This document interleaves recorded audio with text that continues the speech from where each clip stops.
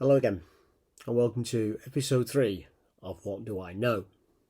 In this episode, I'm going to be dealing with the period of time taken in October, November, and December of 2019. It is true to say that this particular period of time sowed the seeds of the crisis that would completely and utterly dominate Handforth Parish Council and would inevitably lead to what we all saw in a doctored, sliced and spliced video of a now infamous meeting which took place in December of the following year. The beginning of October brought with it another fresh problem, and that was in the form of some news from Councillor Burkill. He told us that he had been contacted on several occasions earlier in the year, dating back to August and July, by Councillor Smith. Now, when Councillor Burkill brought this to our attention, it was when we were having one of our famous meetings that we dubbed kitchen cabinet meetings, because we would meet at each other's house, sometimes meeting in a kitchen or sometimes meeting in a living room. On this particular occasion, this meeting was at my house, and we had a good few problems to address. Now, the first problem we had to address was that yet again, particularly the agenda for the main council meeting had been dominated and I would say overpopulated with motions from Sue Moore and John Smith. Personally, I was disappointed because I knew that Brian and I had spoken to Ashley in September after it had happened that month, and had asked specifically for that not to happen because there were things that we wanted to get on the agenda. There were things that we not wanted to do, we needed to do for the benefit of the parish. And we were not being able to do that. That was being taken away from us. And it had happened again. Now, when I got my agenda pack and I saw the agenda, I thought, it's happened again. And I stayed quite calm. I spoke with Mike and Jane, and yeah, it was agreed that again, Ashley had gone against his word. Now, he'll say, no, I didn't. We did. Proof's in the pudding. There's the agenda. I know the meetings I had with him and Brian. I've still got my notes. Who doesn't go to a meeting and write notes? I do. I write notes all the time because it's the way you keep a record. It's the way things are to be seen, because who knows, those maybe needed to be called as evidence in an investigation or for some other reason. On this particular moment, Brian contacted me, and he was not a happy man as chair, because and I have this in my notes again, he'd asked for 4 or 5 things to be put on the agenda and only 2 had made it, and he was not a happy man. He said to me that he felt that this would have to be agenda point number 1 on our next meeting, our next group meeting, and I absolutely agreed. I will admit that I did ask him if he brought this to the attention of Barry Burkill, because of course Barry wasn't just our ward councillor, he wasn't just a South Ward member for HBC, he was actually the chair of the employment committee, and I did broker the question whether or not this could be the beginning of an employment issue where we are asking the clerk to do things very genteelly, very openly, very sincerely, politely, in a clear manner, and he was refusing. And I did say to Brian, look, we are the officers of the council. If we're asking him to do something and make sure that it's done, he can't refuse us unless, of course, what we're asking him to do is illegal. And simply asking him to make sure that the agenda or agendae are not dominated by either one person or 2 persons, that's not illegal. That's quite matter of fact, surely. I'd be surprised if anybody disagrees with that. So that was going to be the first point on the agenda. The second point on the agenda was the contact that John Smith had had with Barry Burkill. a few months prior to this happening. Our meeting came round, met at my house, and we all looked at the agenda, and it was unanimously agreed that the way it was laid out, we were not happy.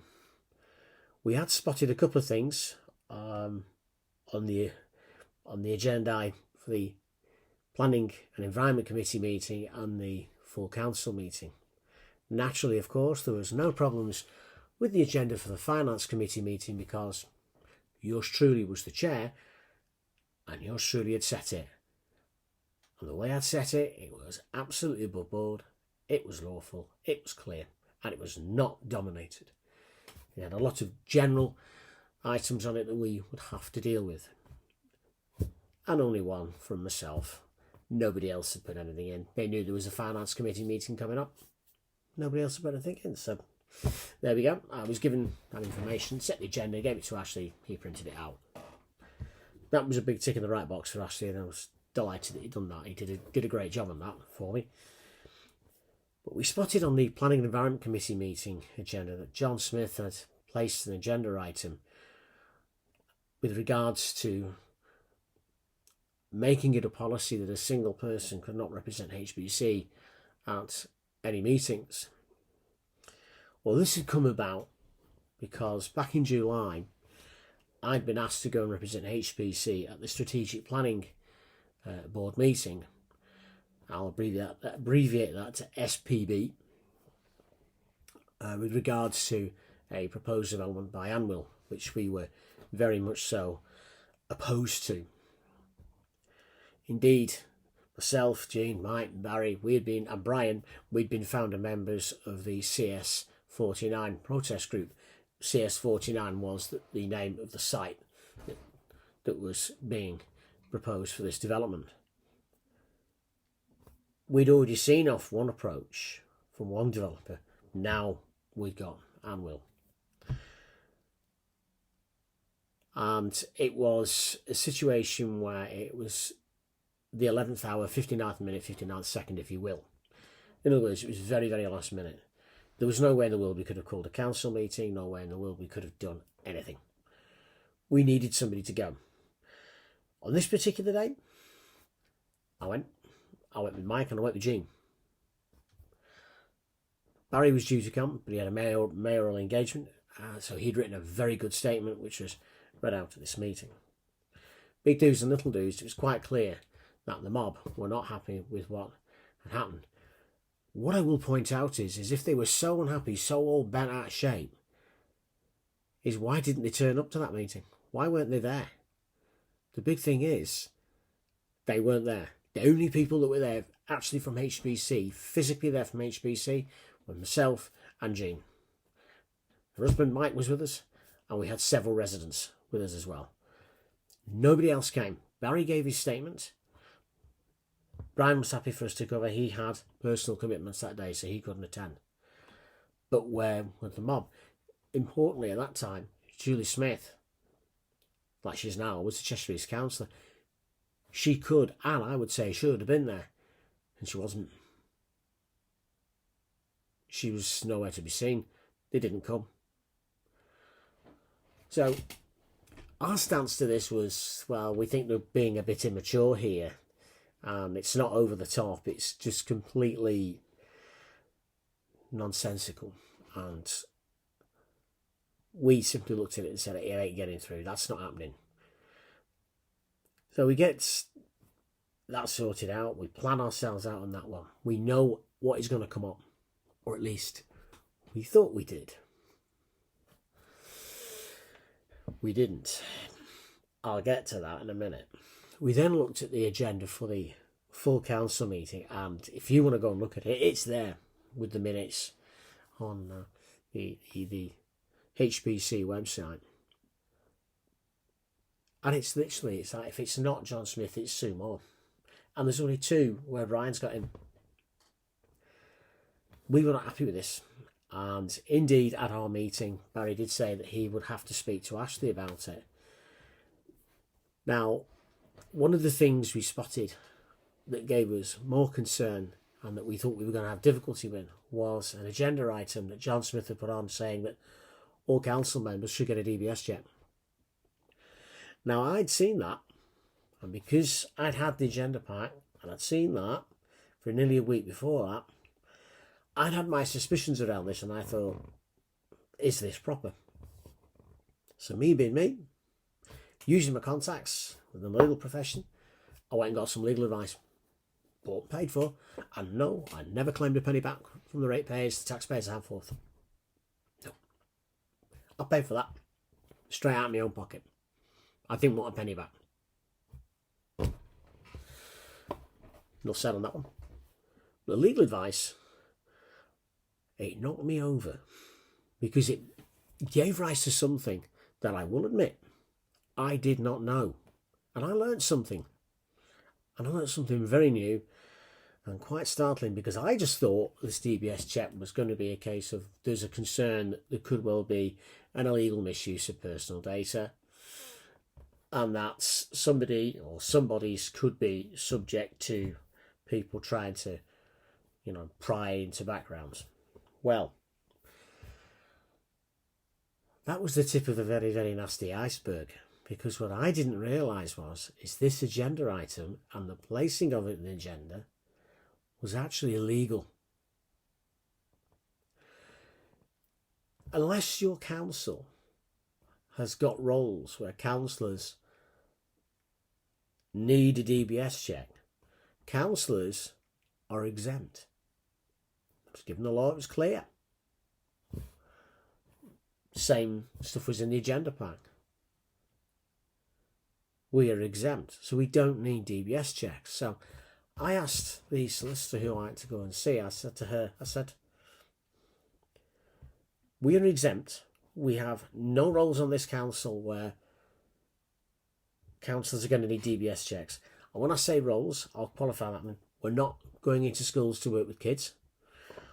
We're not going to be in contact with the vulnerable. We're not going to be in contact with the elderly. Certainly not working with them in an official role. Anything like that. Nothing at all. Maybe we may be called out to say a prize giving. Quick prize giving at a school, church, wherever.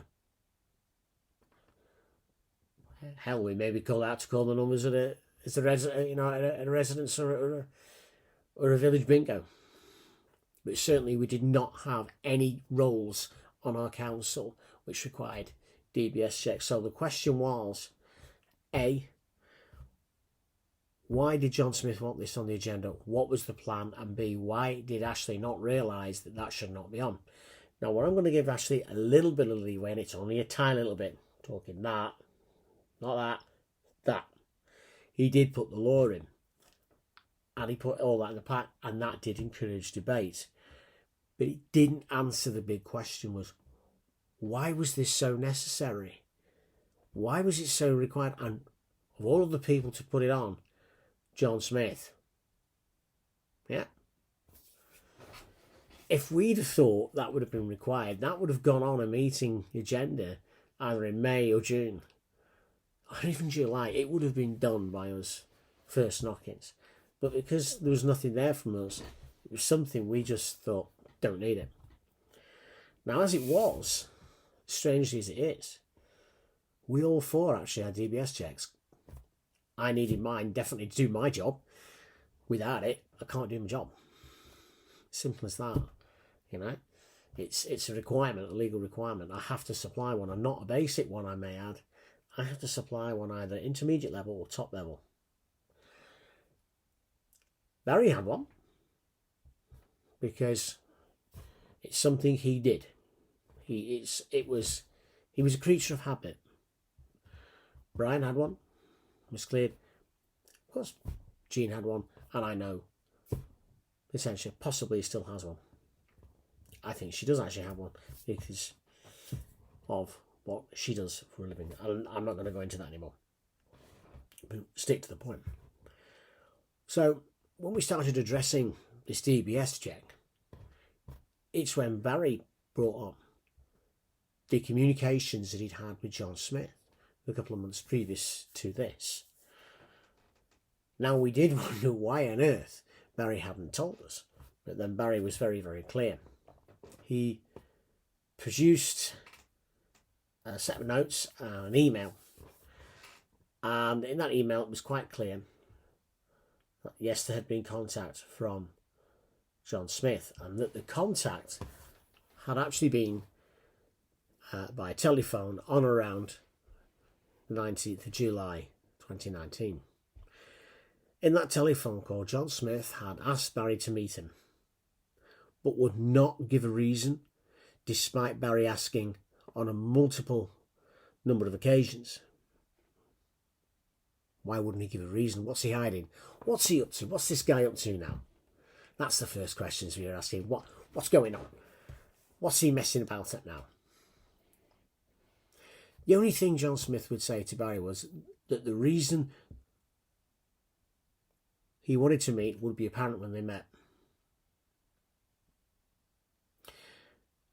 John Smith claimed that it was now a HBC matter, and that if Barry didn't meet him, his credibility would be affected.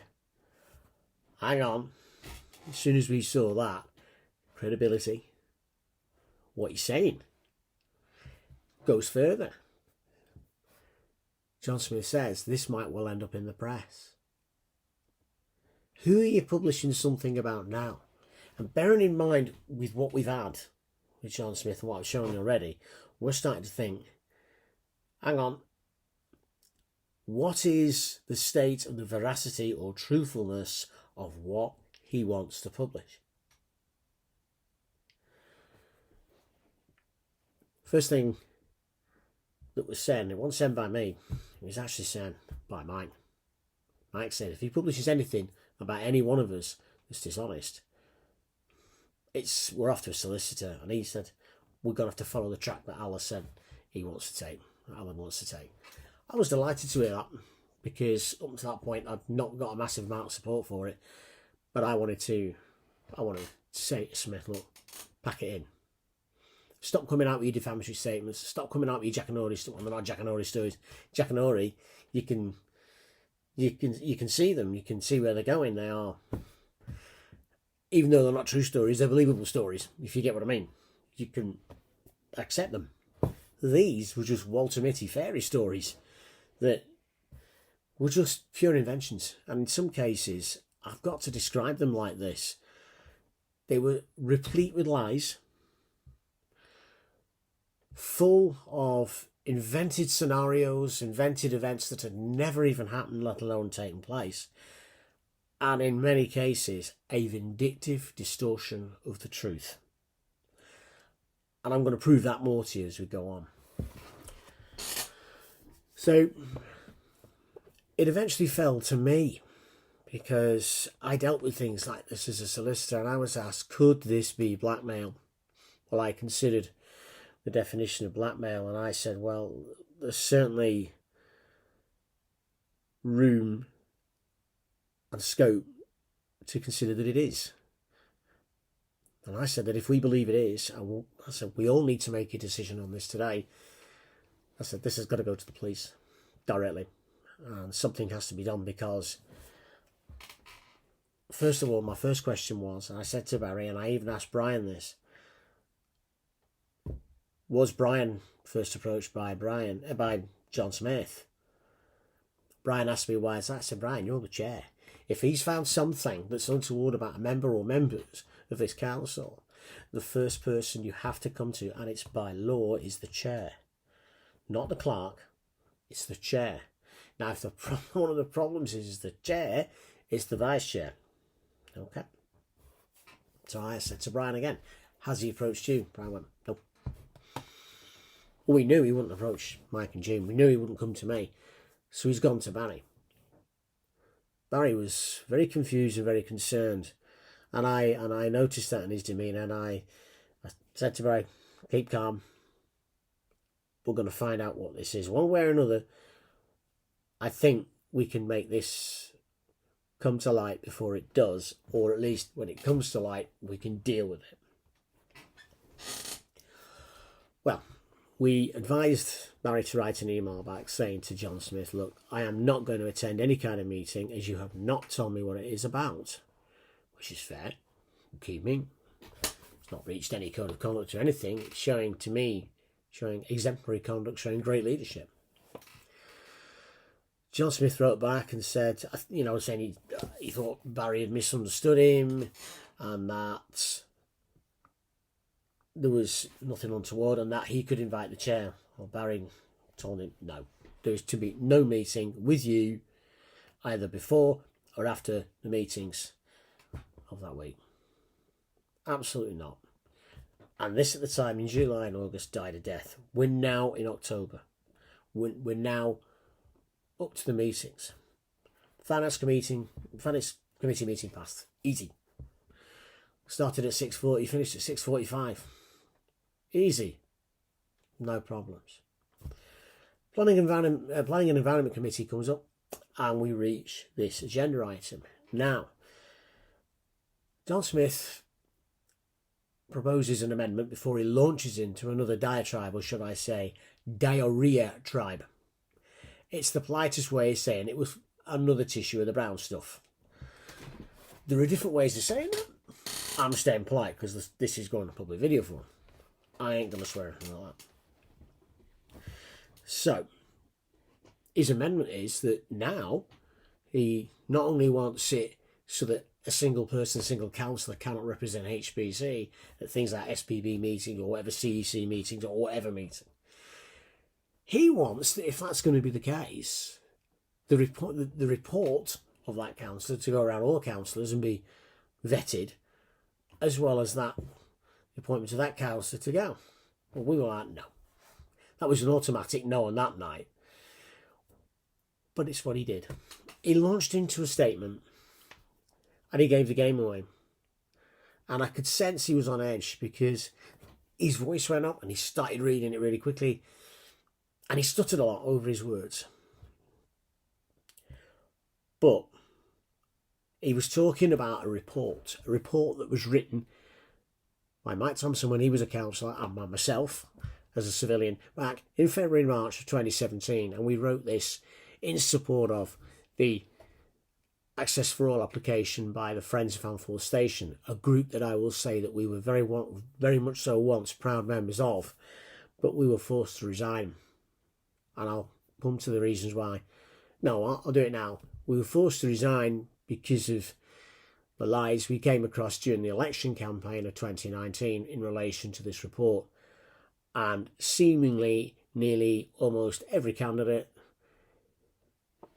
not even in the HBC elections, but the CEC elections, said they'd written it.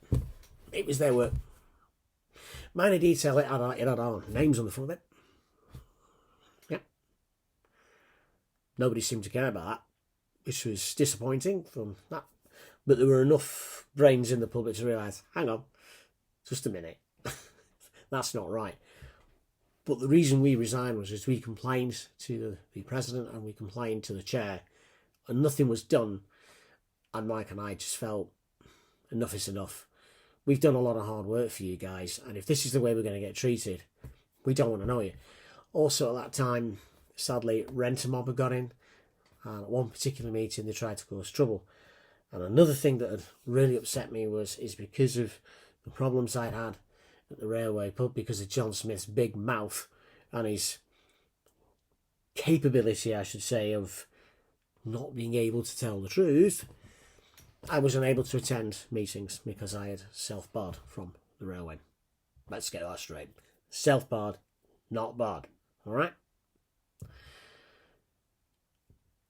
On top of that, I'd actually got onto the committee and I was never able to take my seat because for some reason my seat was given to Roger Small, who wasn't even a member. I hadn't gone through a membership vetting process. That was enough. On to this report and this particular evening, the Planning and Environment Committee meeting. John Smith accused Mike and I of plagiarism. I looked at Mike looked at me, and we both mouthed, "What?" I laughed. We literally laughed. We couldn't believe it. We could not believe that happened. Now, I'm going to tell you now The piece that John Smith had said I plagiarised was quite literally the law. Yeah, you heard it. The law. I have to write what the law, whether that be statute, regulations, or both, states. I'm not allowed to change it. I'm not allowed to paraphrase it. But somehow, he didn't get that. And there he is, waffling on in a meeting saying, I've plagiarised. Well, I haven't. And he claimed he'd even put it through plagiarising software. Yeah, right. Pull the other one, mate. It's got bells on it. Because if you'd done that, you'd have had that with you at council. Now, another thing he didn't realise, and Brian cottoned onto this pretty quickly after that meeting, was that's a document he's used at council, so that has to go to the clerk. Lo and behold, we couldn't get a copy. And there suddenly was no copy. Me wonders why. I think for anyone listening to this and reading between the lines and seeing it, I think you're going to see the obvious. As he's going on reading this stuff and he's made another false representation against my name, and I'm looking at this thinking, this guy is trying to bully me off this council. He's trying pathetic, useless tactics to get me off this council. I will admit, I had on one side of me Barry Burke and on the side of me Gene Thompson, and I want to put on record the thanks to them. Yeah, thanks Barry, I'm thanking you for helping me that night, because I can tell you, with what he did next, he crossed the line with me, and he took it from being political to being completely personal. He attacked a member of my family. And let me say this, you don't do that. He turned, and this is on video, he turned to my father and snapped, I don't like the way you're looking at me. My head turned, because I was talking at the time, my head turned and I stopped. And I thought, who the hell do you think you're speaking to? Who the hell do you think you are? Now, I was really proud of my dad, because my dad just stayed so calm, so relaxed, and just said, have you got a problem? Now, what Smith didn't realise was I'd got my 5 people in that meeting. And they'd all seen his outburst, seen his invention. I wasn't happy with that. I made a note of this occurrence, as did Gene, and as did Barry. Now, that's not the only time we had fun and games that night. We were still heading into the full council meeting with the DBS check. As it was, Smith's little plan and policy, we voted it down. 4 against, 3-4, gone, slam dunk, in the bin.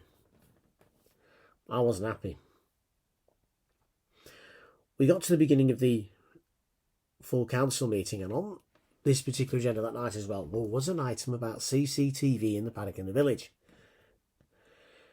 Now, in the public forum, Sumo's husband spoke up, and we have this on video as well. And he mentioned having involvement with our CCTVs, and now the Gene Barry are happy about that, because we're thinking, hang on. Why is he? We know his company's put the CCTVs up. We get that and they'll maintain them. Get that, happy with that, not a problem. But why is he doing everything else? We remember that Barry had written on the top of his agenda paper in block capitals, did I just hear that? And I wrote back, yes, you did. And Gene was like, you did. You heard it. She heard it, I heard it, Gene and Barry heard it. But the fun and games was to come with the DBS check. Now, this is where I made a mistake. And I want to say I'm sorry. Because prior to this meeting, Brian and I had actually been to see Ashley about this DBS check after I divulged and given all of them my legal advice. Not my personal one, though stuff that I got, I bought and paid for. And Ashley said, oh, don't worry, I'll disqualify it and say we can't have that at the beginning of the meeting. I was prepared for that. I'd also prepared a point of order, for just in case a certain somebody didn't live up to his word. Well, he didn't live up to his word, but I did something wrong. which led to what happened the following month. I forgot to go. Chair, point of order. Fatal mistake. I've done a lot of soul searching and asking, how the hell did I miss that chance? Why did I not do it? And I don't know why. It was because of the events that had happened early in the night, particularly the attack on my father, which, as far as I'm concerned, was a no-no across the line. So we hurtled into the DBS check debate. We managed to farm it off. Unfortunately, it was deferred. We should have voted it down. We didn't. We deferred it. So it was still hanging around in the ether. Meeting finished. As my father's coming over to meet Barry Brown and I, as a word with Ashley, firm, polite, not abusive, said, look, I'm fed up with this happening in this parish council. If it happens again, I'm going to take action. What's wrong with that? So we move on. Now, the November meeting comes round, and for want of a better word, that DBS check thing's back on the agenda. And I said, this time, me and Barry said to Brian, this time, this has got to be chaired properly. We've got to get this right. And there was a chain of emails between Brian, myself and Barry. And Barry proffered the idea that either Barry or myself should chair the meeting for that one item. We could totally do that. It was totally lawful. Now, if I'd have chaired it, or Barry chaired it for that item, the legal advice would have come out and it would have been disqualified, and an immediate motion would have been passed for its disqualification and insurance that it never came back on the agenda ever again. Unfortunately, and I don't harbour anything against Brian, he was a bit stubborn. And he remained steadfast, and he decided to chair that meeting. That was a disastrous mistake because it gave Smith a platform. He piped up saying he'd got an email from a constituent, so obviously now thinks he's an MP. Not a constituent, mate. One of your ward members, okay? Or a member of the electorate. That's the correct terminology. He claimed it was an email. Now, he made a mistake here because he had held the piece of paper up. Now, we could see through that piece of paper that was not an email because it had a bold heading underlined. We could see that. It was not laid out like an email. At least, not like an email should. Now, what he did,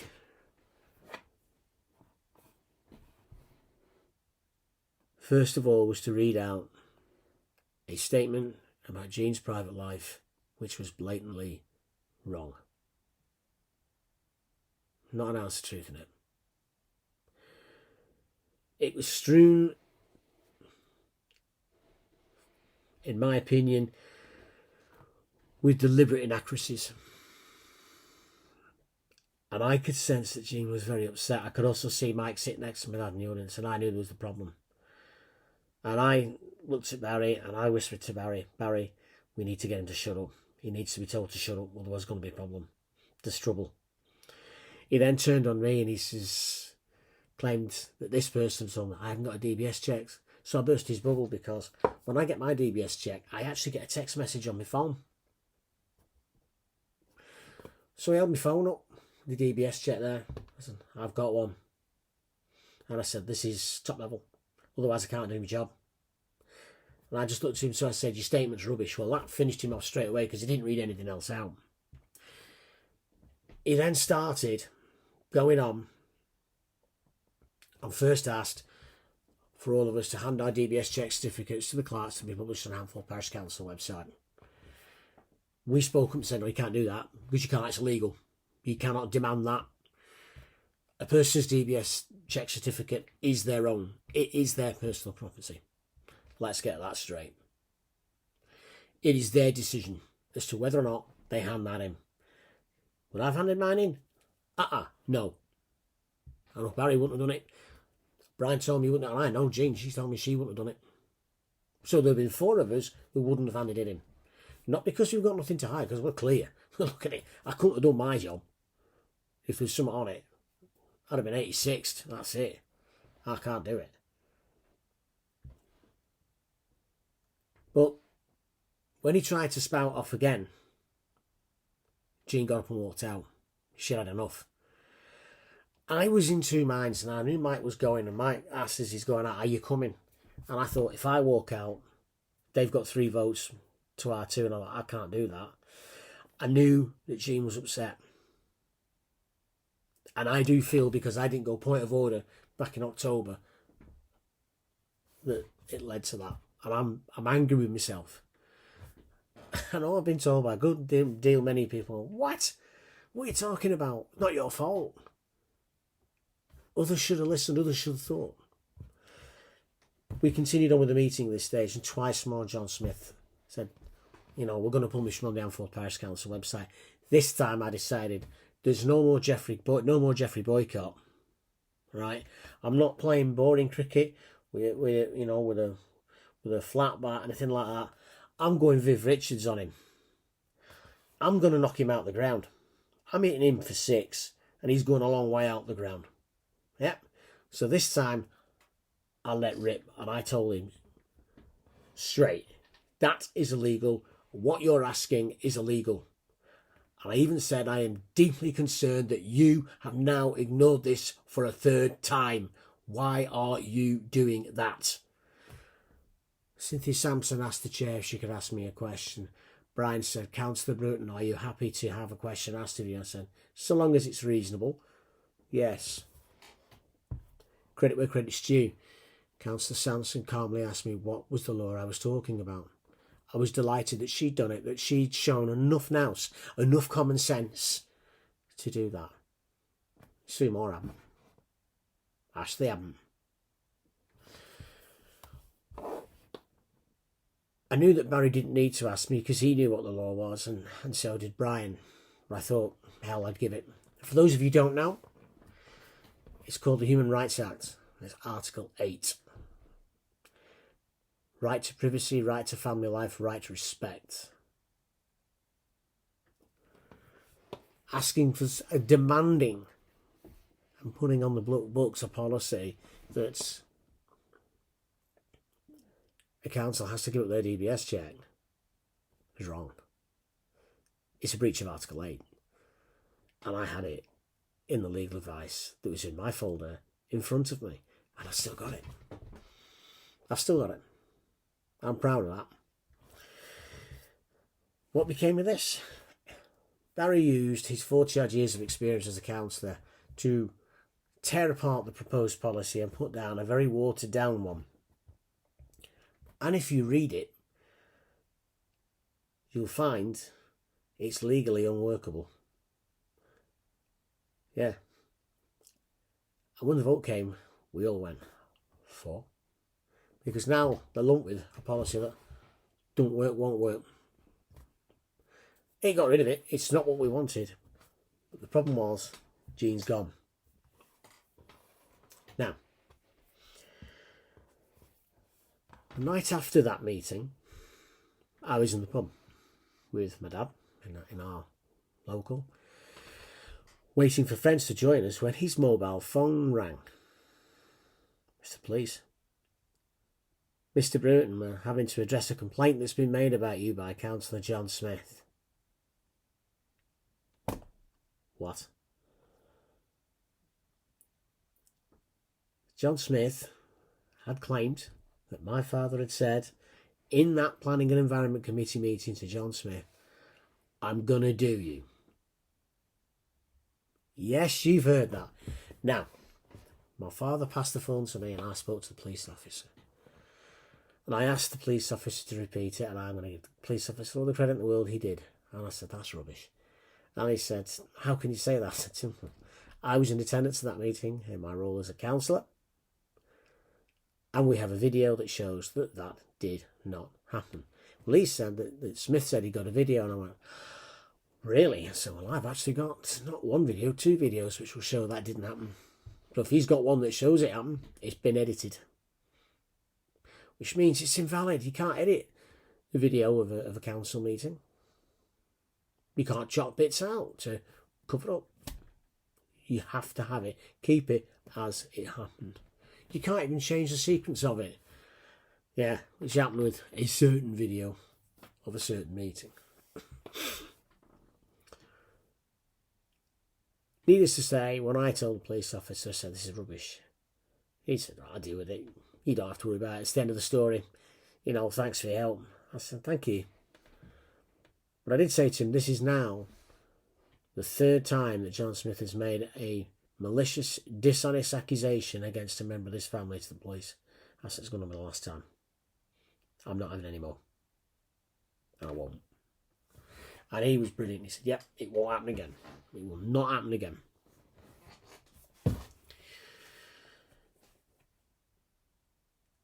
I was not happy with that because I felt the DBS check had been an attempt to pry into a private life, attempt to see if somebody had done something wrong, and that didn't sit well with me.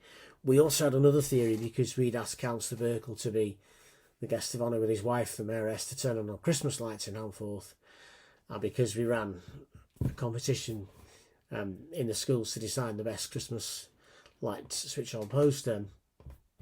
Was it because he was going to be there with children as the Mayoress? Those are just two theories. To me, I believe it was simple that somebody wanted to pry into somebody's background, and I'm afraid because if we put that on the agenda, and that's John Smith, that has to lie with him. Inquiries were made, but nothing ever came of them. One thing we did note after this meeting was we were not happy with Ash's behaviour. He really had stabbed us in the back. And I personally felt a loss of confidence in him. And I thought it's going to be difficult for him to get it back. He's going to have to work hard. Now, the final bit I'm going to leave you with is in December. I wasn't at the meetings in December, and neither was Jean, because in the meantime, Jean and I had decided to go on sabbatical. I was away. I was going to be missing that meeting anyway. I was away. Jean and I decided it was sabbatical time. And at this time, we'd also instructed a solicitor. And a pretty detailed letter had been sent to Cheshire East, to the monitoring officer at Cheshire East.